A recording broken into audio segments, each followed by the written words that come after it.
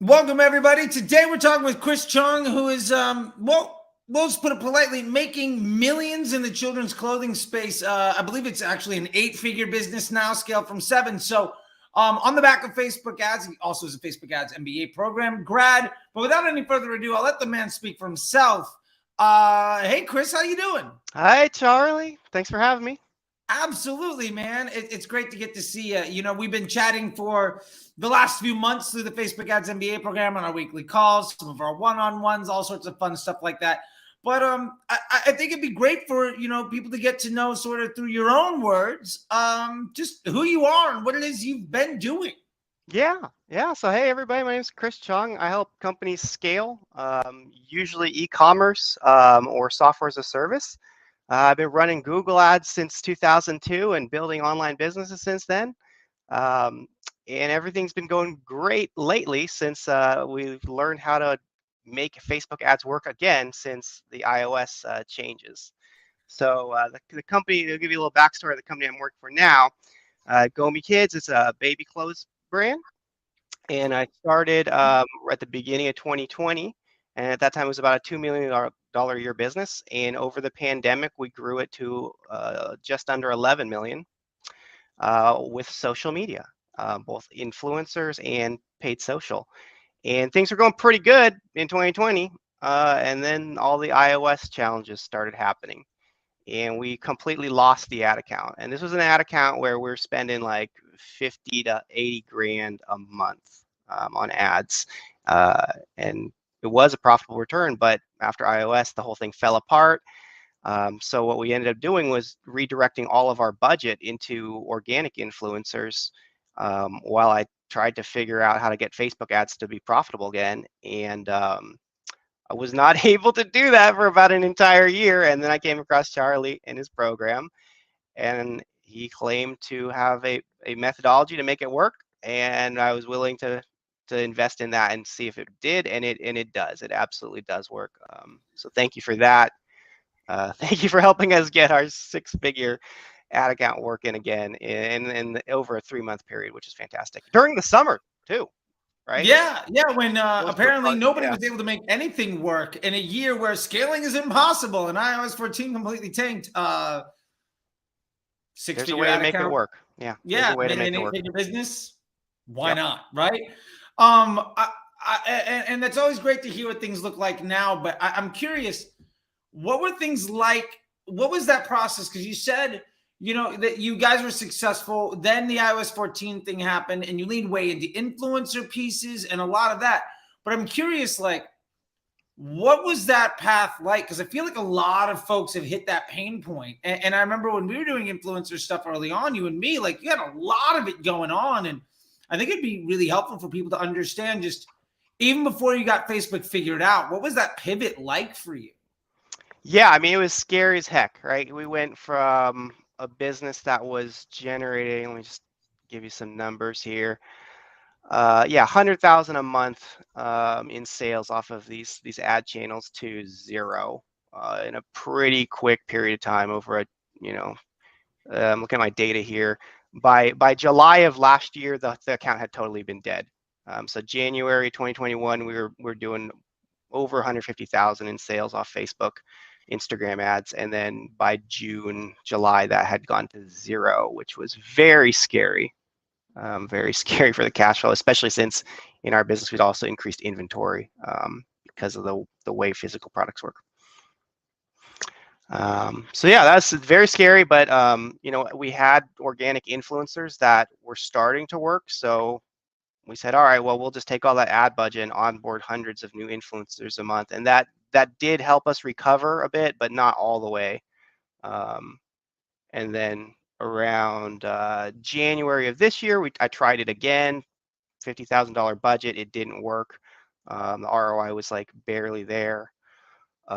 Gave up on it again, and then I think I found you in March or May or April or something.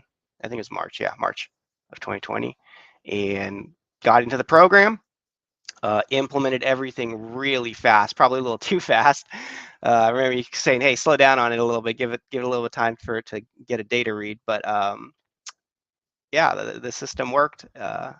and within 3 months we had it back. I love it. I love it. I mean, I think that, that turnaround, I think of that. I mean, first off, you're talking a 6-figure drop, right? I mean, that is terrifying, right? Like, Yeah. and I can't tell you how many folks have had that same problem, right? And I'm curious, what about what you were doing didn't work anymore?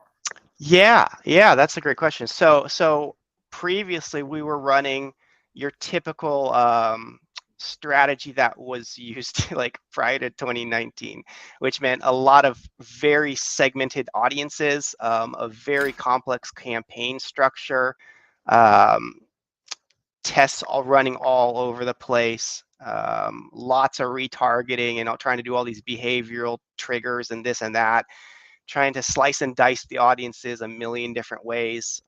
And we'd find, oh, we could get it to work at a low scale, but then you start turning up the volume and the whole thing would fall apart. So it was extremely unstable. It was a lot of work to maintain. During that time, like I'd spent my entire time pretty much messing around with Facebook ads, trying to get it to work, constantly turning things on and off and all this and that. And yeah, it was a more than full-time job because we actually had employees helping out on this account too. Fast forward to today, I probably spend an hour a day, if that, and no employees participating in the management of the account. They're all focused on generating creative, which is fantastic. Yeah. I mean, I love that. Like the idea that it went from what 1.5 to FTE, full-time equivalency across everybody. Yeah. So at 150K to zero, that lifespan was working 2 full-time equivalency jobs across multiple team members with a TOF, BOF, MOF, all hard that level stuff. of work. Yep. And now you work maybe an hour a day. And what does that monthly look like now? This month we are at a place where we are spending around 40,000 and making 160 in revenue. So the not only, I mean, the cost per sale has gone down substantially, down from like $50 down to like, I'm gonna say average about 16 right now, 16 to 18. So I mean, that's fantastic. You're just getting almost 3 times as many customers for the same price. On top of that, a structure that you don't have to worry about all the time. So you can actually focus on some other business problems like increasing LTV. And what was the other one? I mean, really increasing LTVs. Like once you get your ad account stabilized, focus on LTV. That's the name of the game. Oh, I love that. I love that. And it's funny, in today's lecture, actually inside the program, we talked about that a lot.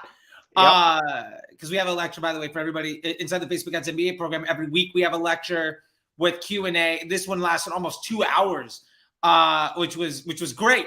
And those are all recorded and searchable in archive for everybody to respond to, and getting those answers. But we had a 30-minute thing just on vertical integration, second purchase rate, rebuttal upsells, those LTV things to help out that PSM calculation, which is I mean, what you need to scale a business, right? Yeah, you got to know those numbers. I mean, if you don't know those numbers, you could very easily spend money and get a lot of revenue, but at the end of the day, your bank account's negative. Good. And for that matter, I'm curious, what metrics, what numbers were you looking at? What were you spending your time doing outside of the day-to-day work? Back when it was the 2 people working full-time, getting you from 150K a month to zero. What were the metrics you valued then? And what are you working on now that you're at the hour a day for effectively a 4x LTV return? Yeah. So previously what we were doing was split testing a lot of creative and trying to find like the one winning ad. There was this idea that, all right, we're going to find an ad that will make everything work magically. And that was or the magic audience, right? So it was trying to find both at the same time, which is difficult, right? Oh man, I'm gonna find this perfect ad that makes all this money, and I'm gonna match it to this perfect audience that's gonna be so highly responsive, and we never found it. We never found it, and we chased our tails a lot. versus the methodology you teach, where it's more of an ecosystem, and we're not trying to rely on one ad to do all the work. We look at it as like, you know, I think of it now as like a sales team, right? Because I used to manage sales teams. So I look at my ad account as a sales team. How many salespeople are out on Instagram working for me, and how much can each one bring in every day, and what's the limit of each one's ability, based on the creative.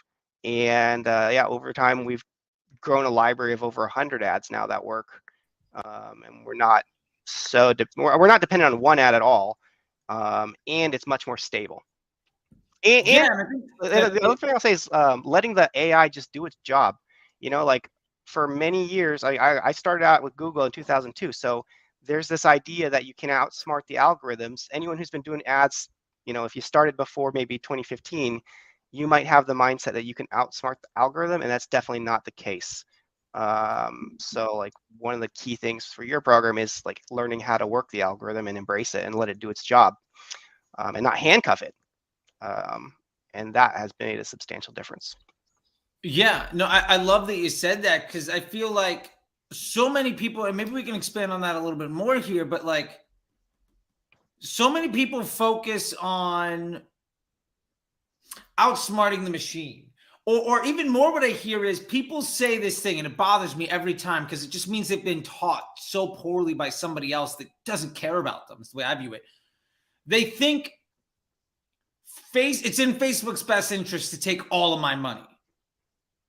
And like, it's somehow set up to be a system that is a predatory environment for marketers. That like, it's somehow Facebook's best interest to steal your money and make you be unsuccessful.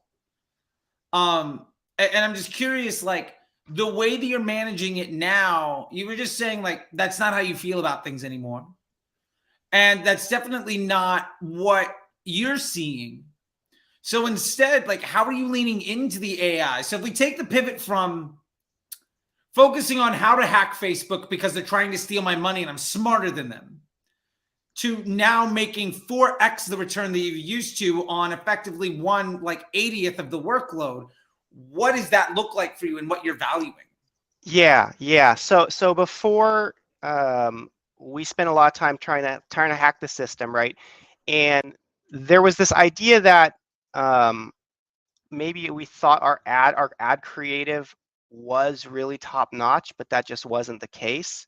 So when you come into the situation thinking like, oh yeah, these are the right ads, and you don't have a methodology to really confirm that, which I didn't, and you do, you then have to resort to trying to hack the system.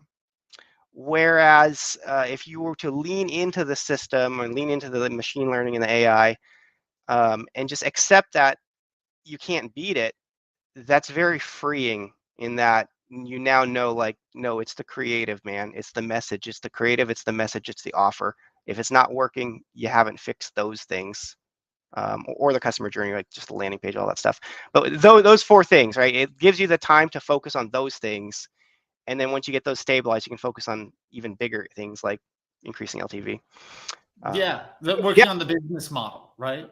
Yep. Yeah, that's right. Improving the business model, right? There's a lot of work that we can be doing to improve the business model when we're not messing around with audiences and lookalikes and exclusions and all this and that all day long. All of that stuff I feel like marketers were taught to value those things because we're several generations into Facebook advertisers that learned from Google advertisers that kind of learned from email folks. Yep.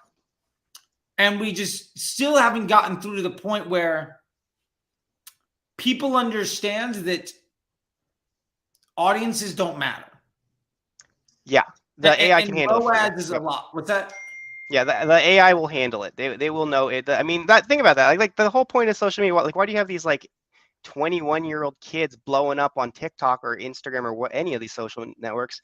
It's that they're putting out. I mean, they don't know how to run ads and do all this stuff, yet they're getting millions of views. It's because they have a methodology to test creative, and they test a lot of creative, and they're giving the AI the network what it wants, right? Which is people that want to engage with the content, and hopefully that leads to a business objective, but not always. Not always. And to back that up, like, I think it was like 4 to 6 months ago, I saw everybody saying, you know what's really working right now is running your best organic TikToks as Facebook ads. Mm-hmm. And I was just like, so you mean running content that is really good at earning attention and driving engagement might be a good advertisement? Like, we've known that for years, but Yeah. the idea that that is a disruptive trend in the advertising world just speaks to so much of, I think, how far behind so many people are, to be completely honest. I mean, just my view, you know what I mean? Yeah. Well, yeah, and technology is changing pretty fast. Like I remember when I started in direct response, if you wanted to test a video, like you kind of could only do one video because it costs so much to make the dang video. And now I can Sure. go find hundreds of 20 to 30-year-olds who are willing to produce video content for exchange for like $200 of free clothing. Sure. This is what we do, and that's how we get all these videos, and it's fantastic. It doesn't need to be this like highly produced like infomercial. Like, yeah, I mean, like an infomercial used to cost like 100 grand to make, and now on social media we can do the same thing with like a million small videos. So Yeah, and I'm curious, just like to that point, because a lot of folks are asking, like, how do I get content? How am I getting videos? How am I mhm. getting this up? And knowing, like, you kind of dropped a little bit there, where you're paying people a couple $100 to kind of shoot videos for you and all of that. But what is the process you're using right now to sort of outsource content Mhm. development? Yeah, so we have an interesting business model like behind the scenes in the company, in that I'm actually trying to crowdsource customer acquisition, because we live in a world where there's extreme diversity, and that diversity needs to be represented. We also live in a world where there's a lot of young people that want to be creators, and we lean into that. We support that community. We want them to be able to create and earn incomes on the side. Specifically in our audience, we're selling baby clothes, so there's a lot of stay-at-home moms that are excellent video producers, content creators that can be supported, not with not great expense on our side, but they produce great content and they get rewarded from it through affiliate commissions. That we have an influencer affiliate program that's very tightly integrated with our paid ads, meaning that I actually run ads with their content, and give them link like the link trackers in the ads. Yeah, I love that. And I've been doing, I've been personally doing that kind of stuff for years, making small communities of your elite Hmm. people. I think we've even talked about that, like another Yeah, way of like rewarding those individuals. And I mean, even in my clothing brand that I manage, where we went from, I mean, it was about a $1 million brand, and now we're on an 8-figure run rate since January. yeah, And a lot of the stuff that we do is very much just like, we make a product, and I feel like you guys do the same thing. You make a product, and let me ask a few points on this, and you just give me a hmm, yes or no. You yeah, make a product that people love, absolutely. and then you get folks who are advocates for your brand, Yes, and you are, as a matter of business practice, championing those advocates in a way where they feel love from you and makes other people identify with those advocates. absolutely. Yeah, and if you do all those three things, you're going to start attracting a lot of top talent. Because there's a lot of people out there that want to make money on their phone, and I think it's fantastic. It's amazing you can create all this content with just an iPhone in your pocket. Man, I used to have like 40 grand worth of video stuff to like do all this stuff, and now I get to do it with my iPhone 12. It's amazing. Yeah, I mean, it's stunning what you can do with like the filter on TikTok or Instagram, or just. And to be fair, too, we probably have to talk about this maybe offline. I got a couple of startups I'm working with that I got one that's. All right, we'll have to talk about this other thing that I got. Yeah, Like, it'll be an cool. MBA program. Not to tease everybody, but I just realized that, like, it's not available to everybody, but I might be able to, slide you Yeah. something that where somebody kind of handles that and then edits for you and then just delivers it as Ooh. a commission. Yeah, Yeah, that'd we'll, be we'll cool. talk about that. We'll talk about that Yeah. offline. I mean, that's That'll the be benefit of being in a network of other it's not just e-com. It's just media, people growing businesses on social. And yeah, there's a great community. We haven't touched on that. Fantastic community of other people who are experiencing the same things, or maybe who've already solved the challenge that you're trying to solve, which is fantastic. I'd much rather learn by modeling someone else's success than trial and error. So yeah. great value there. And talking about that community, because I feel like, and we're talking about here, by the way, everybody, the Facebook Ads MBA program community. We have a private Facebook group that's basically for everybody that's gone through the program. And I just made it a Facebook group because you need a Facebook account to run ads, and not everybody wants Slack or Discord, and you get high and mighty, or just, plus if you make it a Facebook group, they'll pay for the video hosting. So like, why not? There's several hours of content in there every week, so might as well let them do it. But with that community, I'm curious, like, if you had to give me top 3 things that you got out of the Facebook ads Facebook ads MBA program community, what would they be? Let's see. Like validation that the strategy is correct before you run it, I think is a big thing, because when we talk about testing new ideas, yeah, it costs money to run these ads. It costs money to run these tests. So having people able to say, yeah, I did this thing and it totally worked, or I did this thing and it kind of worked, but you should try this.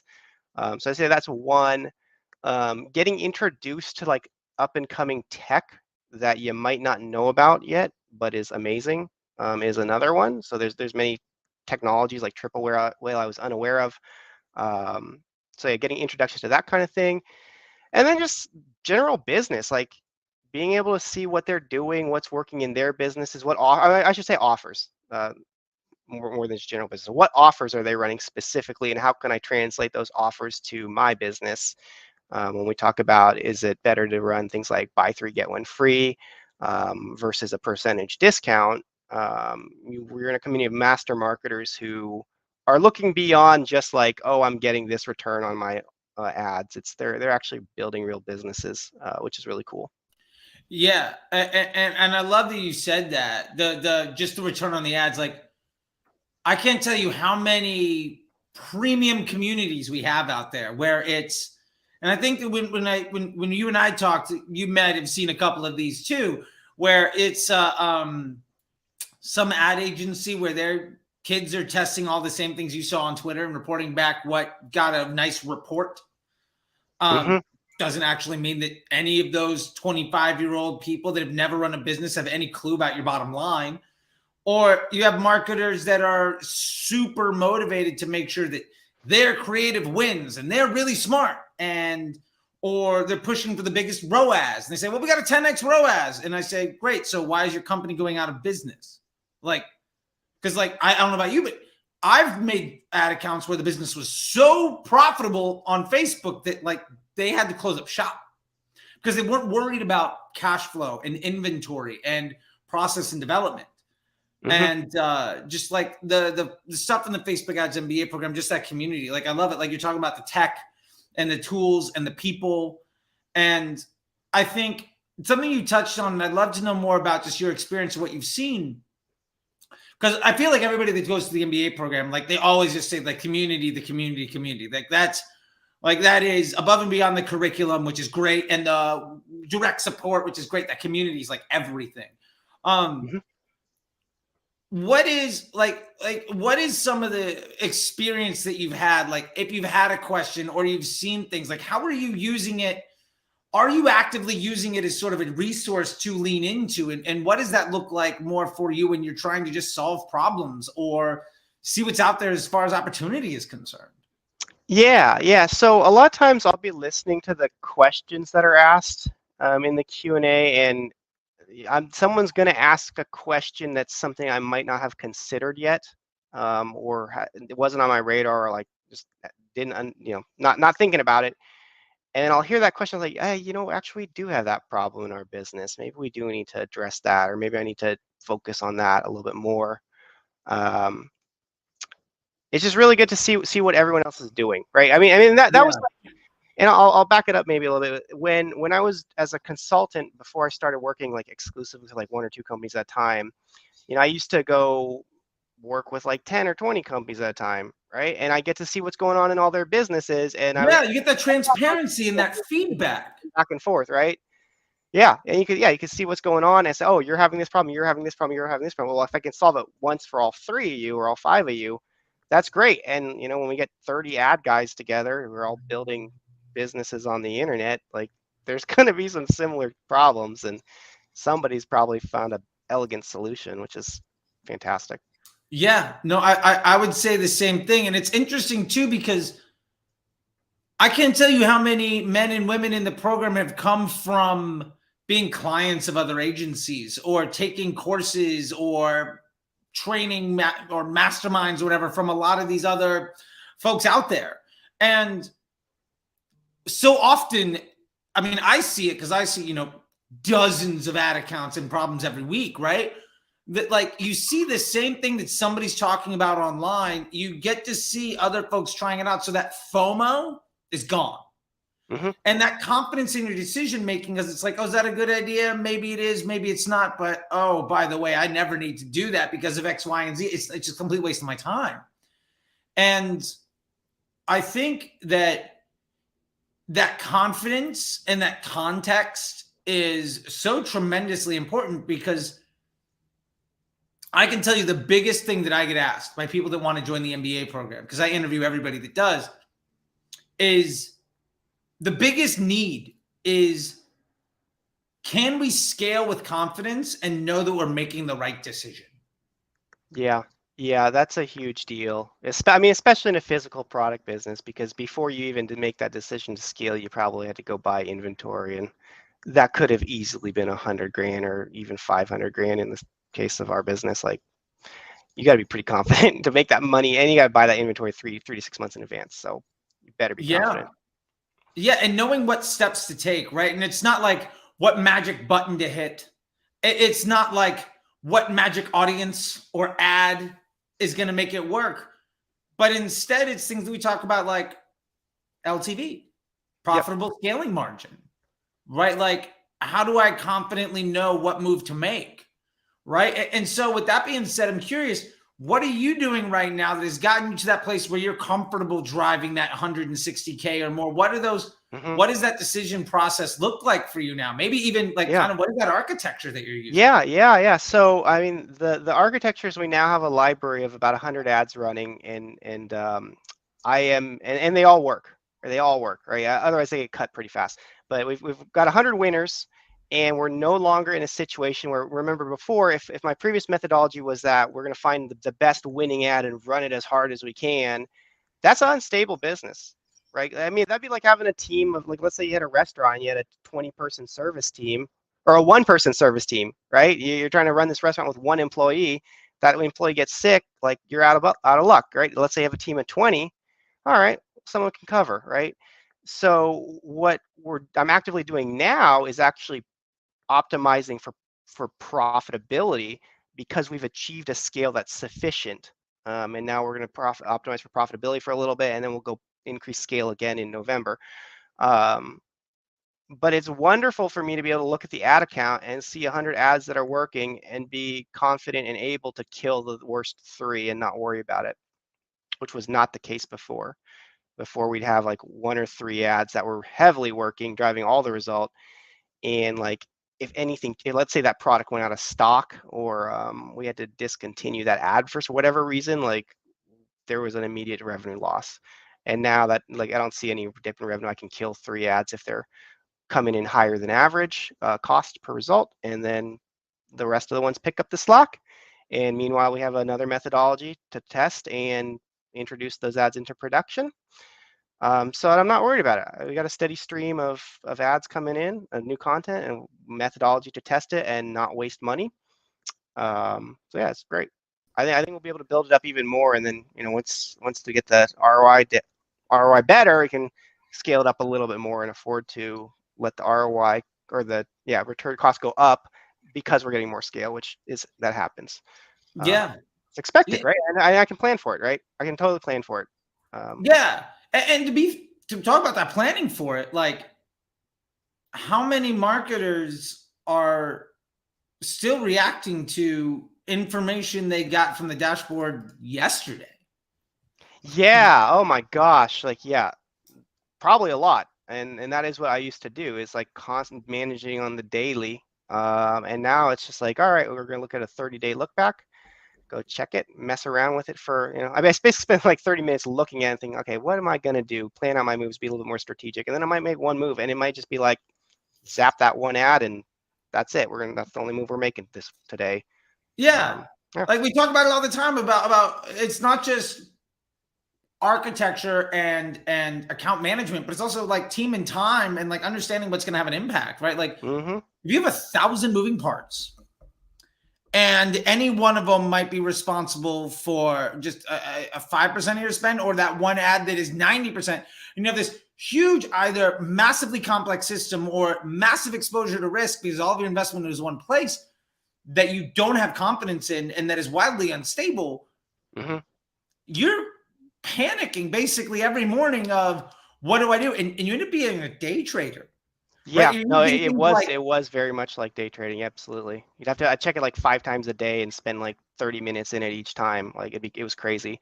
And then the other thing I'll mention was that methodology led to some ads that worked really well, but the brand, they were not good for the brand. They were liabilities to the brand. Even though they were profitable, it was a liability to the brand because of the messaging was not on brand, or the we had to exercise like deep discounts or anything like that, right? It was not the right creative, and we were kind of handcuffed into running it. And my brand director would always hate it. They'd all be complaining about these ads that were crap that the agency made, like they weren't on brand at all. And it wasn't how we wanted to introduce ourselves to the market, but like because it was profitable, we were kind of forced to do it. Whereas now, like that's not the case. All of our ads are just beautiful and diverse and sourced from hundreds of stay-at-home moms who are great videographers. It's wonderful. Yeah, which is great. I mean, when you are able to, I mean, at the end of the day, it's sort of this sort of this flywheel of social media is about giving users an enjoyable or valuable experience on their phone or computer. Generally, what content, the content that people want to see gets seen by more people, right? And I mean, for instance, TikTok is massive to that, right? It's the most aggressive. But Instagram is the same thing. I did a reel of me and my wife on travel with my Instagram account, and I've got like 1,000 followers or something like that, and it got 500,000 views. Like, oh wow! You know, it was. I mean, it destroyed my phone for like a weekend, for like 2 weeks. It was weird. It was bizarre. There's just ping, ping, ping, ping. I had to turn off. Like, it was weird. I could not be a celebrity. I mean, yeah, it was wild. You just had to turn off notifications, I guess. But like, I also like notifications, so whatever. But the point is, like, that was something that somebody wanted to see. You know, it was me and my wife in the Alps, just like on this like fun, breakfast in bed thing. But the reason that ad got seen by so many people is because people wanted to see it. And generally speaking, we see a trend of the type of entertainment that people enjoy the most is seeing other people. And so when we can pair the idea of folks seeing other people so they have a pleasurable experience, and we can become algorithmically aligned with Facebook's need of that, to also making sure that we are showing them something that's beneficial to our business. Yeah. When our business objectives are matched to Facebook's business objectives and Facebook gets smarter every single day, it's exceptionally difficult for our business to not get better along with it. I mean, at least that's my view. I mean, I don't know if you've seen had that same experience. I've had the same experience, and I'll like elaborate on it a little bit more. People are addicted to story. Okay. And how do you make a product increase the perceived value of a product? It's by telling a great story about the product. So getting that content on social media is likely to result in what Facebook wants and what you want. So then, how do you do it? Well, step one is to get the ad account stabilized so you can actually have some time to focus on writing stories and getting people to storytell, right? Yeah, I totally agree. It's all story. Like, nobody wants to see buy my stuff, buy my stuff, buy my stuff. Oh, now it's 40% off. Like, that's terrible. Right? Build a brand, that's not going to give you good margin. What you want is a really great engaging story that speaks to the emotional thing the product delivers, which in our case is cozy moments with your young baby, because they're not young forever. Yeah, I mean, and then that is just, I mean, how is that like when you put it in a sentence? Clearly you've written a Yeah, few copy, yeah. but like, yeah, I mean, like, how is that? And if you're a mom or a dad with a young kid, and like you see, because I also feel like people tend to spend their money to achieve an aspiration, right? Like Yes. you spend your money to get a lifestyle that you want. That's a general gist of things. Yes. And when you are able to make ads, and this is one reason why, like, I see this big debate of like, well, TikToks work or static ads work or this or that. And it's the storytelling function. And to your point before, you have a lot of ads. Some ads appeal to some people, some ads appeal to others, and you do need to have a mix. Yep. And one of the reasons that I think you guys have seen such success in that creative type is it is an emotion that can be conveyed in a second when you see Yeah, a when you see that parent and cute child. baby like in the little thing with the hat and all this stuff, it takes it's Yeah, super aspirational, right? Because if you haven't had your baby, let's say you're a third trimester mom to be, that's all you're aspiring about for the entire 3 months, probably for the 6 months of the pregnancy, the last 6 months. It's that moment, right? And then on the flip side, let's say you have kids and maybe they're like 2, 3, 5, 6, 7, like my kids are now, like that, it does take you back. It takes you back, and you yeah, get the nostalgia, the feeling of nostalgia and sentimentality, and it's like, oh yeah, that was a cozy moment. Okay, I'm gonna buy these $50 PJs for my daughter, and we can have another snuggle time. Yeah, yeah. that's totally what it is. And to be fair too, like, and this is part of the thing that goes into advertising and why targeting is a big liability and all this stuff. Like, ultimately, we're trying to give Facebook the opportunity of creating better quality user experiences for their users. Yeah. And if you can make an ad, even if I mean, I don't have children. We're working on it. We'll see how it goes. It'll be sooner than later. I assure you. But like, if I had a 7-year-old or a 10-year-old, and I see content that gives me that feel from when it was a newborn, when it was a toddler, I'm going to enjoy that content.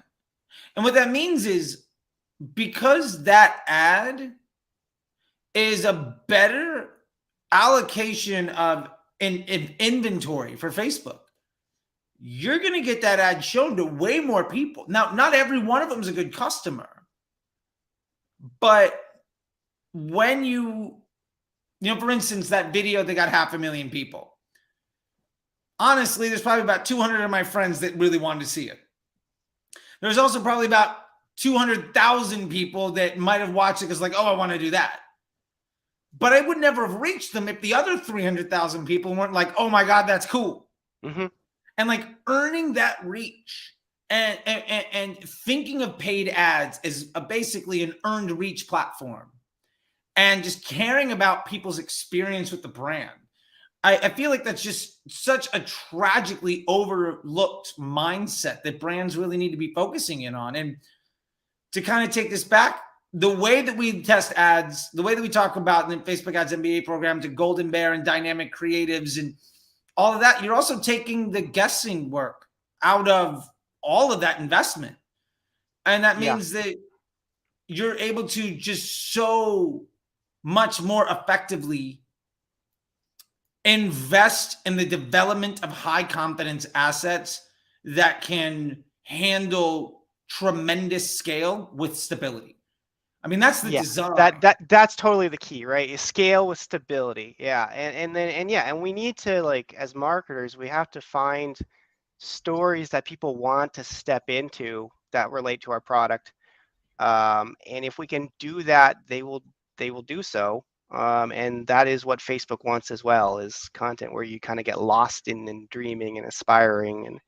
And ultimately, if you can do that and make a profit on it, you're getting all this extra brand building benefit at really no cost, or no additional cost, right? Because it's gravy. It's the icing on the cake that I can have ads that can be shown to millions of people. Quite honestly, millions of people per month, maybe even per week, actually, and they're profitable. Right. Yeah. So all that extra lift is great. Whereas, an ad that's like transactional, it can't be shown to that many people because it has to be shown to people who know what the thing is. Yeah, they have to be ready to go. Yeah. And like, even when you get to the argument of like 1 day click versus 7 day click, 1 day view, and all this stuff, and people are like, why I'm not getting incremental sales? It's like, I don't care like about each individual impression being there to drive an extra transaction.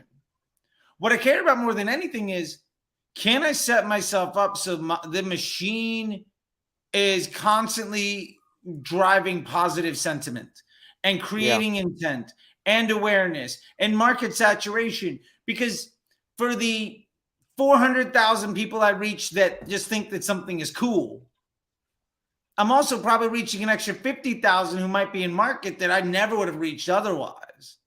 Yeah. And if I get to reach them for a cheaper price because Facebook says my content is desirable and my CPMs continue to go down, that's a good thing. And above and beyond that, when your content is really good, we also see a situation where you are going to get premium inventory on those impressions. Like, if you and I are both running a brand and you've got all this beautiful stuff and I'm buy now, buy now, buy now, I might have curated somebody's customer journey and you've got a piece of content that user is probably going to like to see that's in market. You're going to come in at the last second and just steal that sale from me. Like, the conquesting capability of just putting the customer user experience first is just so tremendously undervalued. I think I just Oh, don't feel like absolutely. people understand that happens. Well, I think a lot of marketers might not realize how the customer journey really works on social, which is they're gonna see a piece of content, and some people are gonna click the website, great, and a lot of people are just gonna visit the profile. And if that profile is also loaded up with great stories, then that person's gonna stay in your profile and maybe watch 5 or 10 of your videos, and that is signaling back to the AI they like this brand, right? Yeah. And that's free exposure, right? So I might have paid for that first impression, but then they go in the profile and they impress themselves 10 more times with all these videos. Tremendous value. And you don't get that with TV. You don't get that with direct mail. No. And you're also getting, they probably send it for an email. They might search something. They might share with their friends. They're commenting. Like, people say you have to have a positive ROAS to scale a brand on Facebook. I say ROAS is a completely nonsense metric that serves as nothing other than a distraction, because it's basically predicated on a lie just to boost the ego of the marketer. And that's taking a very long-ended Yeah, thing. no, that's the dream, right? That's like what oh shoot, what's his name? Seth Godin always talks about how like ads, when ads work, it's magical, and you're like, all right, well, if I can get a 3x ROI and then I can spend $1 million, all right, well, can I spend 2 million, right? And you're like, oh, there's a linear path to success, and that's really appealing to a lot of executives and investors and founders, but that's not usually how it actually ends up working in practice. Yeah. And to that point about everything that you said, maybe that one ad loses 50 cents on the dollar on transaction one today. But all of those other clicks and impressions that drove somebody through experiencing the brand and getting it in the feed and seeing more organic stuff and searching and opening emails drove 5 more sales. Yeah. So you lost 50 cents to make $10? Like, I'll throw 50 cents at people on the street all day long if I know I'm going to get a $10 bill for it. Like, yeah. Well, yeah, and that's something, yeah, we haven't touched on that yet. Like, you have a system, a very specific methodology for tracking omni-channel or multiple channel marketing and being able to see incremental lift across multiple channels, which every e-commerce brand I've ever talked to is running at least 3 ad networks plus email plus SMS plus this and that. It can be complicated. And yeah, I mean, we didn't talk. I don't think I told you this one. So using that methodology, we determined that Google Ads just didn't provide any incremental lift, and I just turned them all off. And now we save 20 grand a month on Google Ads. So we're not spending 20 grand a month. Chris, you're not getting those reports that say you made a 30x ROAS on That's what it said on Google. You look at the Google network, it'd be like, oh, you got an 8x ROAS on this thing. It's like, I seriously doubt people are searching our name because they know about us. I know they're searching it because they saw us on IG. So yeah, we just did a holdback test, turned the thing off for 2 weeks. Nothing happened. Great. Now there's another 20 grand I put into Instagram. The same thing was true with a different ad network called Criteo, which if people don't know what that is, it's like, I know them. That's for like advertising on like Target.com. We sell on Target and other websites. It's more like a programmatic display thing. But anyway, that also did nothing, and we were also spending $1,000 a month on that. So yeah, running The the reports look system. great. Yeah, that was great. They're like, oh, 5x ROAS, all this stuff. And it's like, is it really generating incremental lift? Turn the thing off for 2 weeks, nothing happened. All right, great. Reallocate the budget to something that's actually working. Yeah, and what you're talking about here is the ecosystem ROAS doc, which Yep. is like the omni-channel version of the Scrum doc. And like the fact that you can see that, people are like, well, attribution's broken. Like, no, it's not. And they're like, well, I can't trust platform data. You absolutely can. And like, oh, I need high-tech software to do it. This is a Google sheet that takes 5 minutes a day. Like, the fact that you are saving thousands of dollars in scaling spend where you're getting incremental lift because you spent 5, 10, maybe 20 minutes a day, a couple days a week, filling out a Google sheet with platform level data with extreme confidence and proving those numbers out over and over again, like multiple examples of that happening. Yeah, no, like the return on the investment of this program has been phenomenal. Like, I mean, I just told you, like, we're saving like 40 to 60 grand a month. So that's a fantastic ROI on your program. Not $40,000 to $60,000. It's not no, it's very reasonable. Yeah. So I mean, I appreciate all that. I think just like to kind of wrap things up a little bit, I'm just curious as to like with this experience of the program, you know, the Facebook Ads MBA program that we're talking about here, and just where that's taken you. I'm just really curious at this point, if you could let me know sort of just what are your top, I don't know, 3 takeaways of just like, this is what I got out of it. And just letting other people know that value. What are your top favorite pieces of the Facebook Ads MBA program that is now paid for it, that investment in spades for the rest of your life? Yeah. So the highest ROI one is actually the EcoSystem ROAS methodology. A system to track where you're spending across 5, 6, 7, 8 different marketing channels, email, SMS, affiliates, influencers, 4 different ad networks, to be able to see what the hell's actually going on when you're spending like 100 grand a month. That's a huge win. And also, it's a very useful document for communicating across your organization on what's going on. So I just use that. That's my weekly report to the CEO. Now we just go through that. There's no longer like 20 different things I have to go compile to do a report. The second one would be just the mindset or the confidence in knowing like you can't outsmart the AI, like, because you got all these great stories of actually working directly with Facebook developers and they gave you money and you tried to outsmart the AI and you couldn't. So knowing that, like, hey, you can't outsmart the AI, focus on your creative and focus on your business. That has been really key, because if you're not embracing that type of framework, you're probably wasting a lot of time, and I definitely was. And then the third one is is also kind of, we'll talk about the Scrum document, right? The other one, a system by which you can have multiple people creating assets, like graphic designers and videographers, influencers, influencer coordinators, all this stuff, working in a document that's in the cloud, Google Drive, that everyone knows what's going on and what worked and what didn't work and what the status of all this stuff is. It really created a structure where I could scale a team, a content generation team around this methodology, as opposed to like an ad hoc system, which is what we're doing before, where we'd have like, oh, I'd have you designer go make 10 ads, and oh, I'll have the agency make 10 ads. Oh, and these influencers made some videos, and there's all kind of like guess and check, throw it at a wall, see what sticks. That was not a good methodology.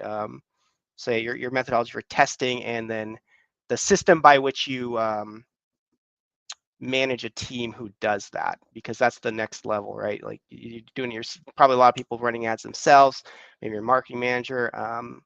At some point, once you figure out the ads, you're going to need to build a team around it, and there's a great structure in place to do so. You don't have to reinvent the wheel, which is really key in any growth marketing position, because like once you figure out how to generate, once you know how to make it rain, like you're going to get promoted, right? So like you better have a system in place to be able to handle that. Otherwise, you get promoted to your highest level of incompetence, which unfortunately happens with a lot of people, right? Yeah, believe me, I know that absolutely. That's one of the reasons I made it to the top everywhere. I'm kidding. No, but like, I think you brought up a really great point there. And I think that's ultimately gets down to so much of what I value and so much of what the system is built around. And so much what I see with so many success stories from folks is that they come in trying to figure out Facebook ads and they leave capable of being a C-level executive when it comes to growth and acquisition. Yeah. Because you have all the structure and framework and documentation. And I think to your point, just to quote exactly what you said, you're going to get promoted really quick if you can make it rain. And if you know how to handle that job, like your path is your potential is unlimited. And the amount of people that I see in the program that came in like that are just trying to make all that stuff work from I mean, I won't even start to ramble off people because we'll get sidetracked, but like that's just such a beautiful thing. And I love seeing that with people. And I love that that's something too that you really extrapolated out of it.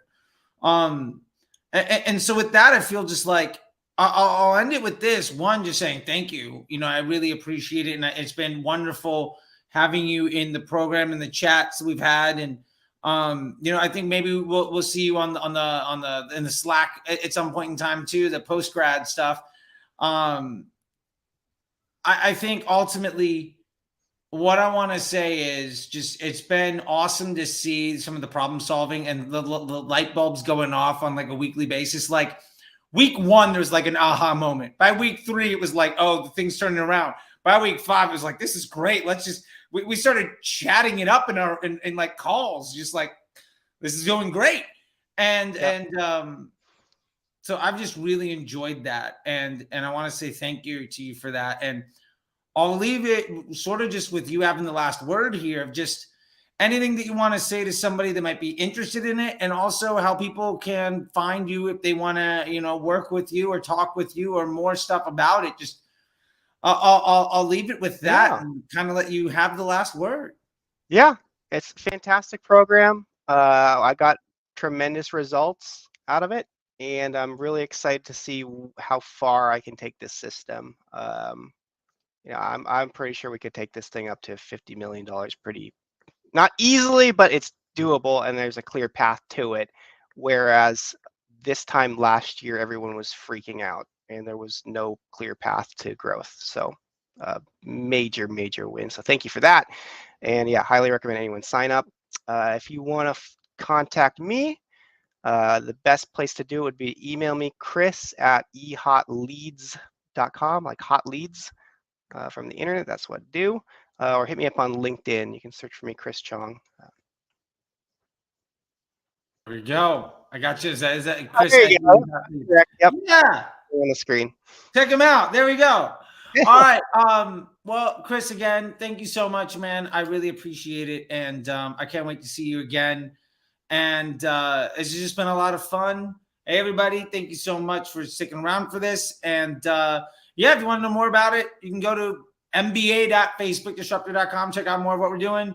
We also got, if you want to just see more about the brand that might have that 50 million potential, here's Go Me Kids. There it is. Actually, I'll tell you one last thing.